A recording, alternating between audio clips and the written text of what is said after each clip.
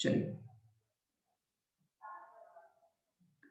Assets assets and liabilities, तो आपको पता होनी चाहिए कि आपके पास कौन कौन सी एसेट्स है। तो एसेट कौन कौन सी हो सकती है ना?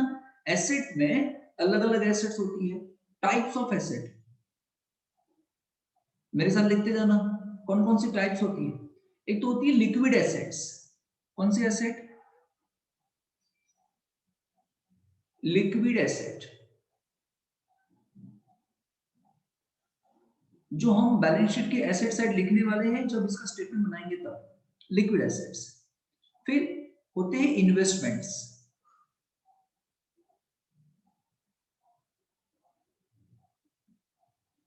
फिर होती है रियल प्रॉपर्टीज,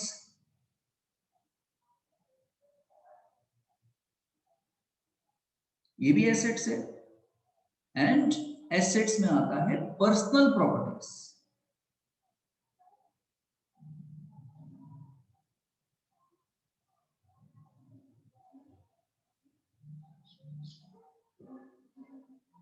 चलिए, लिक्विड एसेट्स मतलब क्या? जो एसेट इजीली कैश में कन्वर्ट हो जाती है, मतलब कैश एंड कैश इक्विवेलेंट, ऐसा बोलो, CCE, which can be easily converted into cash। जैसे इसमें हो गया आपका कैश। अगर आपका बैंक में अकाउंट है तो बैंक बैलेंस, सेविंग अकाउंट होगा आपका बैंक में, ठीक है, बैंक बैलेंस, कैश बैलेंस, है ना। Certificate of deposit, certificate of deposit आपके पास हो, अगर आपने बैंक में एफडी करवाई है और ये टाइम, अगर इसका एफडी आपने लेस देन 1 ईयर के लिए करवाई है, तो 1 साल से कम, है ना। एंड मनी मार्केट इंस्ट्रूमेंट, ये मनी मार्केट डिपॉजिट्स, वो भी लेस देन 1 ईयर, 1 साल से कम, तो वो लिक्विड एसेट में आता है। इन्वेस्टमेंट में क्या आता है भाई? आपने पैसे कहीं पे इन्वेस्ट करके रखे हो, कहां पे इन्वेस्ट करके रखे हैं? इन्वेस्ट किया है आपने पैसे, इन्वेस्ट की है किसी कंपनी के शेयर्स में या किसी कंपनी के डिबेंचर्स में, तो यहां पे आ जाएगा। अगर आपने म्यूचुअल फंड में इन्वेस्टमेंट करके रखा है तो यहां पे आ जाएगा। अगर आपने कहीं प्रॉपर्टी में इन्वेस्टमेंट करके रखा हो, रियल एस्टेट, एक होता है प्रॉपर्टीज बाय करना और इस प्रॉपर्टी को बिजनेस के लिए यूज करना, एक ये होता है। एक होता है प्रॉपर्टी बाय करके अपने बिजनेस के लिए यूज करो, एक होता है प्रॉपर्टी बाय करके खुद रहो वहां पे, और एक होता है प्रॉपर्टी बाय करके उसको रेंट पे दे दो। उसे बोलते हैं इन्वेस्टमेंट पर्पस के लिए आपने प्रॉपर्टी बाय किया। तो रियल एस्टेट में अगर आपने इन्वेस्टमेंट किया हो, अगेन सर्टिफिकेट ऑफ डिपॉजिट, लेकिन यहां पे क्या आएगा? मोर देन 1 ईयर, 1 साल से ज्यादा के लिए आ जाएगा। आप रिटायरमेंट फंड के लिए इन्वेस्टमेंट करते हो, आपने पीपीएफ में इन्वेस्टमेंट कर दिया रिटायरमेंट के लिए, आपने कोई पेंशन प्लान ले लिया रिटायरमेंट के लिए, एंड दूसरा कोई भी अदर इन्वेस्टमेंट हो,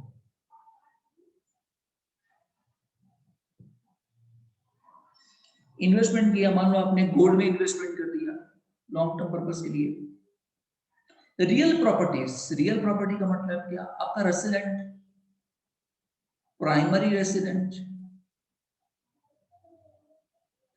जिसमें आप रहते हो, आपने और एक मकान बाय किया, सेकंड होम, वो भी आ जाएगा।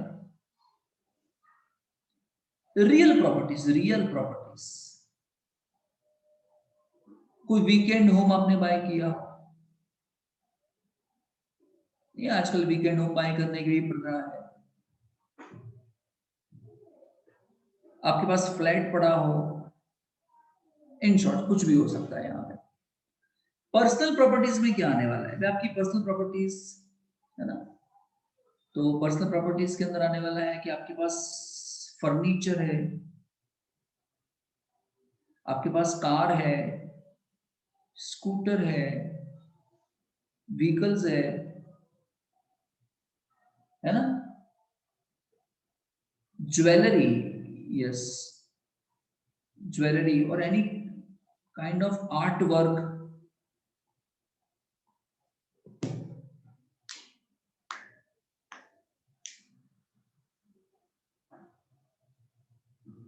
मेरे हिसाब से अगर आप इन्वेस्टमेंट करते हो गोल्ड के अंदर, मतलब क्या, आपने गोल्ड का बिस्किट ले लिया, ज्वेलरी बाई नहीं किया आपने, गोल्ड का बिस्किट लिया, तो इन्वेस्टमेंट में जाना चाहिए। लेकिन आपने ज्वेलरी बाई की है तो पर्सनल के लिए, पर्सनल यूज के लिए था, तो कहां जाना चाहिए, पर्सनल प्रॉपर्टीज में जाना चाहिए। तो जब हम बैलेंस शीट बनाएंगे तो एसेट साइड पे इतनी चीजें आने वाली है। अब बचा क्या, लायबिलिटीज। लिखो लायबिलिटीज।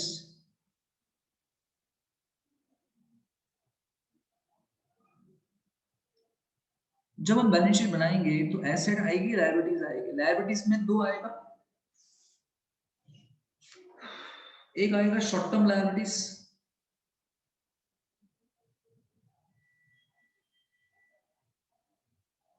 और एक आएगी लॉन्ग टर्म लायबिलिटीज।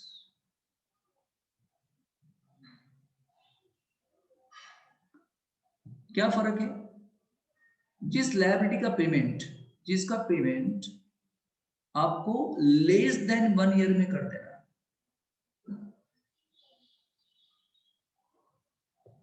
और इसका पेमेंट आपको मोर देन 1 ईयर में करना, इसे लॉन्ग टर्म कहेंगे। तो ऐसी कौन कौन सी लायबिलिटीज होती है, उसके नाम। फॉर एग्जाम्पल, आपने यूटिलिटीज का पेमेंट बाकी रखा हो,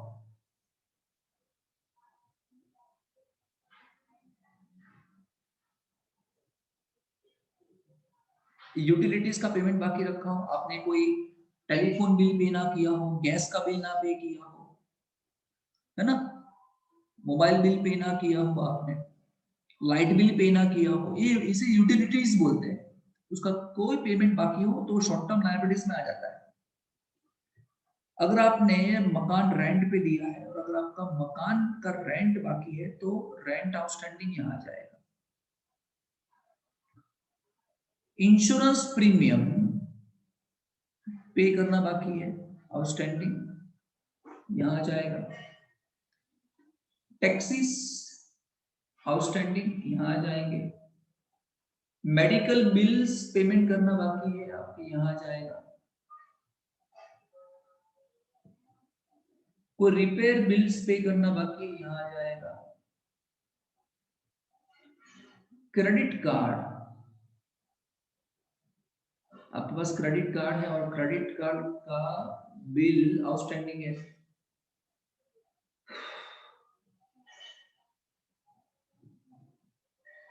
दूसरा कोई भी कार्ड का बैलेंस हो, and other short term liabilities, दूसरा कोई भी अदर शॉर्ट टर्म लायबिलिटीज यहां चला जाएगा। लॉन्ग टर्म लायबिलिटीज में क्या आ जाएगा, आपने जो प्राइमरी रेसिडेंट था, आपका प्राइमरी रेसिडेंस था, इसका लोन आउटस्टैंडिंग है। आपने कोई सेकंड होम खरीदा था, उसका भी लोन आपने पे करना बाकी है अभी कुछ, यहां चला जाएगा।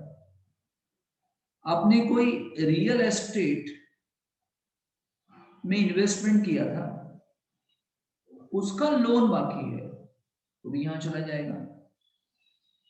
आपने कार ली थी, आपने व्हीकल लिया था, उसका लोन बाकी है, यहां चला जाएगा।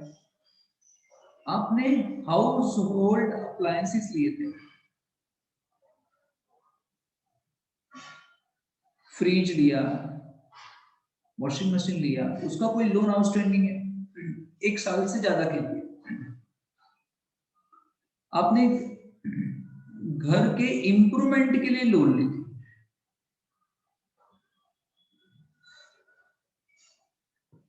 तो यहां चला जाएगा। एजुकेशन लोन ली थी, तो ये यहाँ चला जाएगा। आ गया समझ में? इन शॉर्ट ऐसे लोन जिसका पेमेंट आपको 1 साल से ज्यादा पीरियड के लिए करना था। अब जब कल हम बैलेंस शीट बनाएंगे, कल मैं बैलेंस शीट बनाऊंगा, तो होगा ये कि पहले हम लिखने वाले हैं एसेट्स। यहां एसेट्स आएगी, याद रखना। हेलो भाइयों बहनों। और यहां आने वाली है लायबिलिटीज।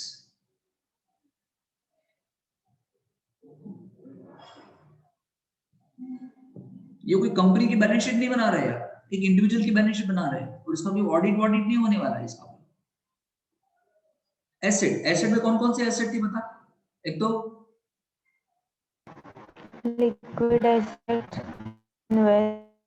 तो लिक्विड एसेट आप ऐसा लिखोगे और यहाँ उसकी पूरी आइटम्स लिख दोगे। यहाँ पे बैलेंस शीट बनाएंगे तब जो मैंने लिखाई वो। फिर इन्वेस्टमेंट्स यहाँ पे आएगा, तो मैंने अभी बताया इन्वेस्टमेंट कौन कौन से होगी वो यहाँ आ जाएंगे। फिर रियल प्रॉपर्टी, रियल प्रॉपर्टी, जिसको बेचने से रियली आपको पैसे मिलते हैं। And personal property, personal properties यहाँ आ जाएगा। यहाँ क्या लिखोगे आप बताओ? Short term liability, short term liabilities. यहाँ पूरा लिस्ट बनाओगे उसका। फिर यहाँ लिखोगे long term liabilities, long term, long term liabilities. फिर इसका पूरा लिस्ट यहाँ बनाओगे। अब सुन, यहाँ देख ले, डिफरेंस आएगा, डिफरेंस आएगा यहाँ लायबिलिटी साइड। अगर यहाँ डिफरेंस आए तो सब बोलते हैं नेट वर्थ। ये आपको ढूंढना होगा net worth. So what is exactly net worth is? Net worth कैसे मिलता है? नेट वर्थ मिलता कैसे है? जब आप टोटल एसेट्स में से क्या कर देते हो? Total liability minus. Clear now? Is that clear? हाँ सर, हाँ सर।